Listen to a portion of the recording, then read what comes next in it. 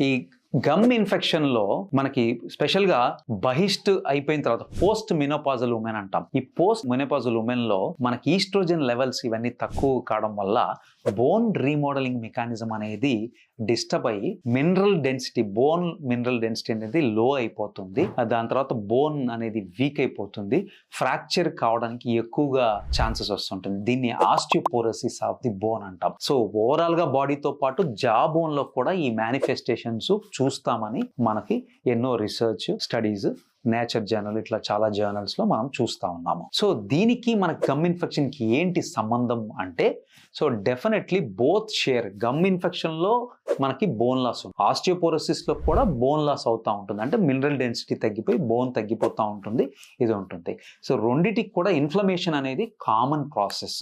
మనకి gum infection కనుక ఉన్నట్టయితే ఆస్టియోపోరోసిస్ కి ట్రిగ్గర్ చేసి, అంటే పోస్ట్ మెనోపాజల్ లో ఎక్కువగా జాబోన్ కోల్పోయే అవకాశం ఉంటుంది. ఒక బై డైరెక్షనల్ రిలేషన్షిప్ అనేది మెయింటైన్ అవుతుంది కాబట్టి, సో ఖచ్చితంగా ఫీమేల్స్ స్పెషల్లీ పోస్ట్ మెనోపాజల్ గా ఖచ్చితంగా మనము నోరు ఆరోగ్యం కాపాడుకోవాలి, రెగ్యులర్గా చెకప్ చేయించుకోవాలి.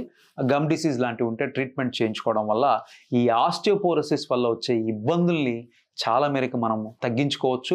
అడిషనల్గా మనకు దానికి ఈస్ట్రోజన్ సప్లిమెంట్స్ కానీ ఇంకేదైనా ట్రీట్మెంట్ తీసుకుంటా ఉన్నట్టయితే దానికి అడ్జంక్ట్గా ఈ గమ్ ట్రీట్మెంట్ అనేది ఉపయోగపడుతుంది అనేది నేను చెప్తా ఉన్నాను.